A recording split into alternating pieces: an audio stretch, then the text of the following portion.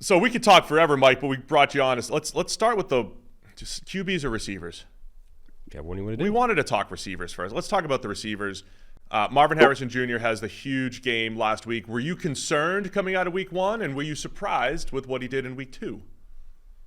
I'm a little concerned, honestly. I mean, if based off expectations, I think he's going to be a darn good wide receiver, but he doesn't look as twitchy as he did a year ago. Now, maybe there's an injury tampering or whatnot, and maybe that'll turn around. But yeah, I mean, the GPS numbers that everyone kind of was bandying about on Twitter about him having the slowest top speed of any of those top receivers, it was real on tape. I was worried about him getting off the line a little bit. Even this past week when he had the big game, like there was a press coverage rep where he got pushed out of bounds entirely. That I'm like, ooh, I do think there's some worry. There's just a little more rough around the edges. He's kind of getting just slower off the line than I thought. Now maybe there's an injury again and he'll week 8 look awesome. But yeah, I'm not sure I'm seeing Justin Jefferson rookie year, Jamar Chase rookie year, unfortunately. But it's like, that's about expectations. He still looks darn good, right? Like against off coverage, he's still great at manipulating corners and he's still a great route runner, but and still good at the catch point. So a lot to like, but if I'm taking the wide receivers right now, Malik Nabers has looked better in my opinion. The press coverage stuff is weird because I thought he was phenomenal at that in college. Like just instantly shed contact at the line of scrimmage in a way he hasn't through the first 2 weeks. And as you said, it's only 2 weeks. We were talking about this before. Do you think that there is something to certain uniforms and jerseys making guys look slower or faster than they are?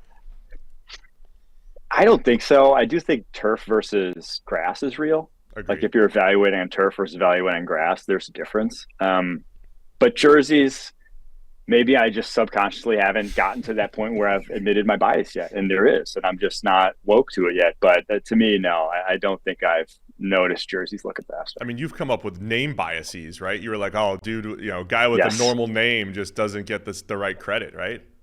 Doesn't stick in your head as much. I think you think about a guy more who has a cool name. It just like subconsciously, it's more easily recognizable. On tape, you're watching other guys, that guy because the name's so yeah. The name bias is real. Maybe that's why I didn't like Brian Thomas.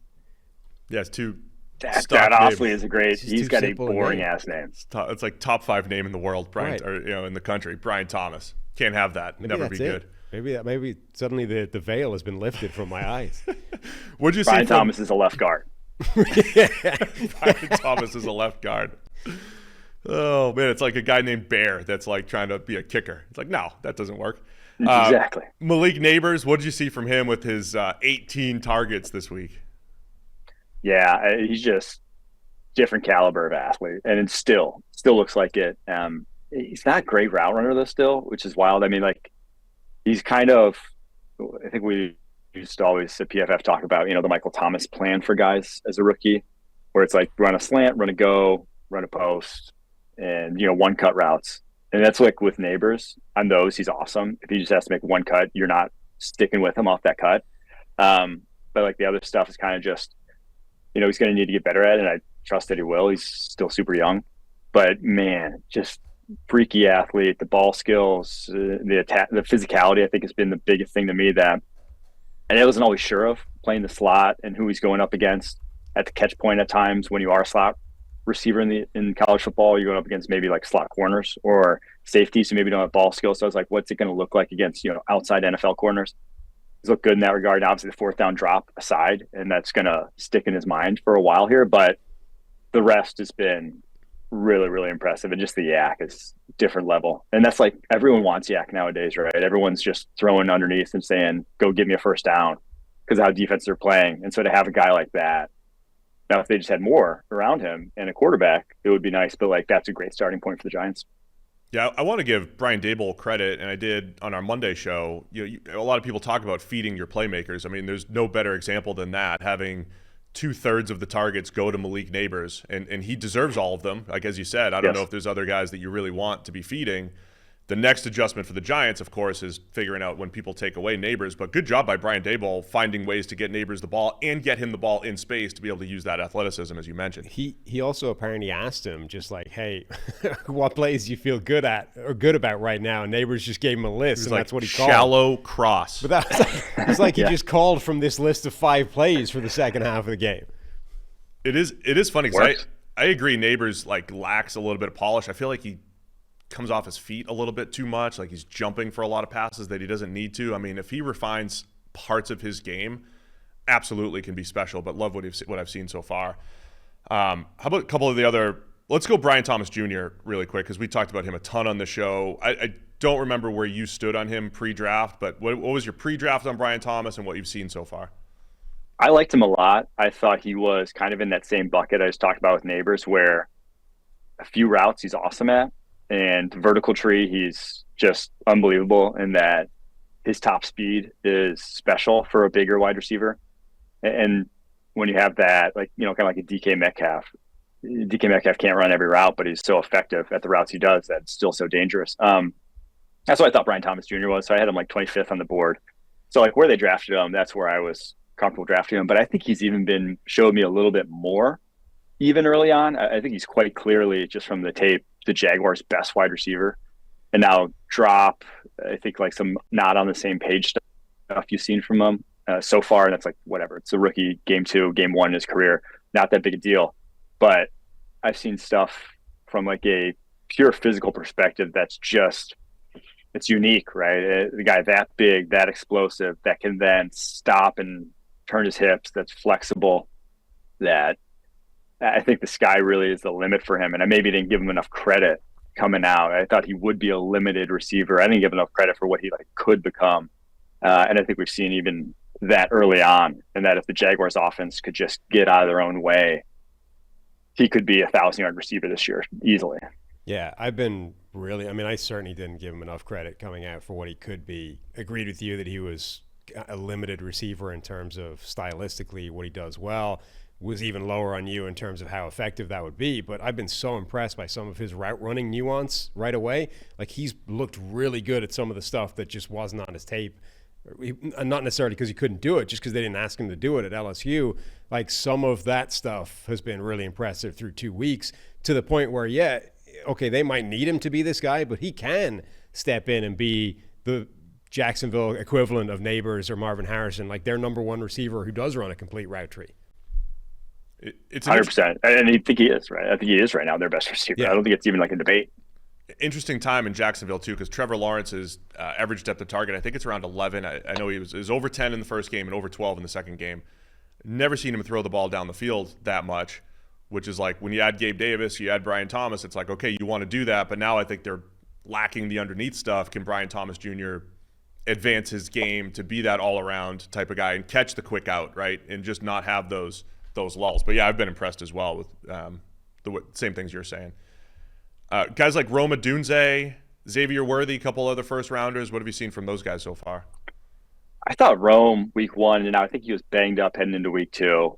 But week 1, I thought he should have been targeted more. I mean, he was obviously, like everyone on that Bears offense, probably should have been targeted more if their quarterback and offensive line were anywhere close to ready to play. But I think he's, as advertised is what I would probably say from what I saw week 1, but it's just like in that offense right now, I don't know if anyone's going to put up numbers with how it's looking, unfortunately, but he looked like he get open. They ran him on a ton of different routes, like moved him around the formation, a lot of what we saw out of Washington, and he looked like he could do it. Just, he's not, and when he was open, like he wasn't getting hit. So the numbers may not reflect the quality that he's putting on tape right now.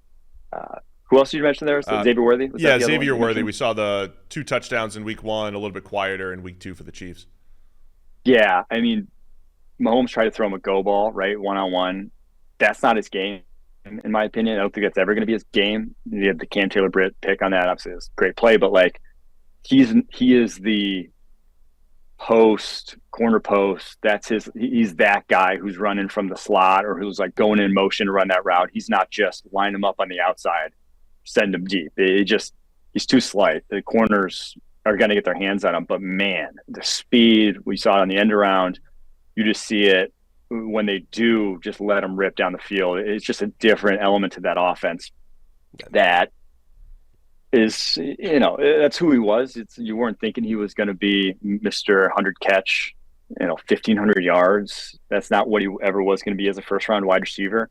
But in the specific role, everything pretty much Mecole Hardman used to do for the Chiefs, he can do just at a so much better level. He's just so much better at it. Yeah. We'll see about his ball skills. Obviously, 7 targets or something early on. That's kind of going to be him, 3 to 4 targets a game. But those 3 to 4 targets could result in 100 yards, right? Is what you're banking on. So that element still, you're seeing a different Chiefs offense because of him, even if his yardage is only pretty limited through 2 weeks. That play with the interception from Taylor Britt was a great example of why just running a 4-2 doesn't necessarily mean that you're going to be that, dynamic outside vertical go route guy, because you have to, at 160 something pounds, in order for you to get by the corner, you have to run all the way around him. And if that guy runs anything approaching like a 4-3 or a 4-4, which Britt does, you can't. You have to run too far an arc around the guy. Otherwise, the second he gets his hand on you, it doesn't matter what speed you run, because you just negated that speed. Like, you can't run 4-2-1 through a corner's contact. So that's why Taylor Britt was so bullish going into the game that, we've got this covered. And okay, he blew a play to Rashee Rice, but that play was why you need to have him lined up away from that contact, because 160 pounds does matter. 100%. We had a text exchange yesterday about this next guy. Carolina Panthers have been the worst team in the league, drafted Xavier Legette in the first round. Can he help them? What's Legette looking like so far through 2 weeks? He's not been good. There's not even like much to write. Like, I thought he's even looked, what I said about Marvin Harrison kind of looking slower. Legette's the same way. And now sometimes rookies, like, if you don't know the offense 100%, you're not as confident, and you're looking, if you have to make post-snap adjustments, you're just not going to be as aggressive. And maybe there's some of that, but even when it's pure, like, beat a man coverage route, it's been ugly for him. And that was my worry coming out, was where his kind of production was at South Carolina. Just, I don't know if it was going to translate to the NFL, and I'm worried. Yeah, his tape was worrisome so far. He's not really getting open. He doesn't look as explosive. He looks tentative. And just his route running chops were never like his strong suit. Strong suit is his tools, and the tools haven't shined. And that's always a worry. Are you saying that the Carolina Panthers have drafted Jonathan Mingo for 2 consecutive seasons? He's a little bit faster than Mingo, but the same, like, I couldn't believe it when they drafted him, because I think it was a new regime this year. Like, Dan Morgan, his brand new scouting staff and whatnot that drafted this draft, but it was the exact same type of wide receiver, right? It's like this late breakout, kind of just got by on being the biggest dude on the block when he's going up against 19 and 20-year-olds, and didn't have like a route running prowess that got me excited whatsoever. And then Mingo turns into one of the worst rookie wide receivers last year. And, well, I don't think that's going to be too dissimilar for Legette, unfortunately, this year. Trying to read between the lines, I feel like Dave Canales had a lot to do with the Xavier Legette love. I mean, there was a lot of pre-draft love. There was like 4 visits. They're local. But you mentioned DK Metcalf in the Brian Thomas Jr. discussion. He was the one that came up because Canales did have DK. He was on the Michael Thomas Jr. And Mike Evans. He was on, the slants and goes plan as he developed as a receiver. And I think that's what they thought they would use Legette as, right? As the DK Metcalf. He's fast, shallow drags, slants, and goes. But yeah, the 50-year breakout thing and the lack of polish, I think, is a concern for Legette. And they really haven't even used him like that. Like they said they would. Yeah. And then it hasn't, and unfortunately so. We'll see. 2 more guys to touch on before we talk QBs, but Keon Coleman with the Bills and then Lad McConkey with the Chargers. Keon, I think at what he is solid, contested catches, underneath route runner. I still think like his ability to really flip his hips and present a target quickly is impressive. Like he can run a hitch and get open on it, even if it's like guys right in his hip pocket and secure balls in that regard. I think you're seeing maybe he's limited. He had when he did go against, the Bills didn't play a ton of man coverage, but like he had a couple reps against Jalen Ramsey in that game, and Ramsey won him. So it was a tough matchup, but like Ramsey got the better of him both times. I do just think you're going to have to expect this semi-limited wide receiver but like the things he does do, I think he's good at it. It's just, what's the ceiling going to be for that guy? And with Ladd, he's skinny, right? I think you saw in the touchdown catch week 1 that like the shiftiness, the kind of just sixth sense for avoiding contact is there. The route running is there. I think he'll be featured even more in that offense when they do want to pass, whenever that time comes, whenever they're forced to. But he's weak. He is slim, and worry about when a guy's that slim, when a guy struggles with contact, you're going to have to do some things to scheme around it, but he avoids contact so much better than even like a Xavier Worthy, who we were talking about. So still, what I've seen from early on, I'm encouraged by. I can't believe you're not asking me about Adonai Mitchell, though, when he's the guy who's like this enigma in this rookie class so far, because his tape is unbelievable from a pure just like what he's doing, like physically doing. But then he's caught only 2 of 9 passes and like dropped a ball when he didn't drop any at Texas. And like, he's all over the map in terms of running the wrong routes. Not on the same page as quarterback, but man, that guy's talent is off the charts from what I've seen.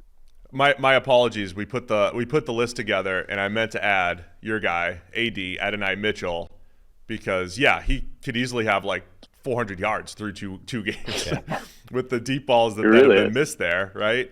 He's been mostly used as a vertical threat, and like you said, just no connection with Anthony The Richardson. route running thing is hilarious as well, because one of the notes I had for him in college is that I didn't even know what some of the routes he was running were. Like it was just random craziness that ended up getting him open. The ball arrived. He's still doing it. Is that Stevie Johnson? Yeah. That was what Stevie Johnson used to always do. Yeah. Sam. I mean, different mechanism, but same idea. Yeah. It's crazy. And it's kind of one of those things where it's like, does he ever? It's been this long, like, will this guy just always be this loose cannon? Yeah. Or is that why teams passed on him? Because, I mean, I always say that like the separation ability, like the dynamism is paramount, and then the rest kind of like will be good enough in time, you hope, but like, is it going to be? I don't know. It's just that guy's gonna flip on his tape every single week, because I'm like, what is he doing now? Because it really is, if he's one-on-one, he's been as impressive in terms of just getting open as any of these other receivers in this class. Yeah, Mike Renner here, the co-host of the Pushing the Pile podcast with Kyle Long, live from the DMV. We appreciate Mike joining us here.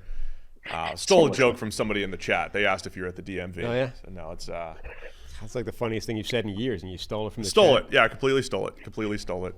Were there any other rookie receivers that it's all a producer's fault, that they forgot to list here that you wanted to talk about?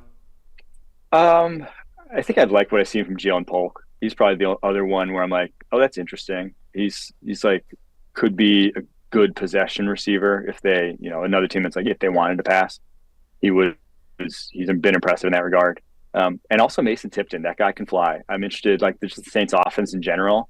I'm interested to see the role he has, because I actually truthfully didn't even scout him coming out of Yale. So those two, I'm just intrigued by what they are going for. The Saints have this incredible run of finding fast guys that can flip the field. Rashid Shaheed, of course, right now. And if they've unlocked another one in Tipton, who the heck knows?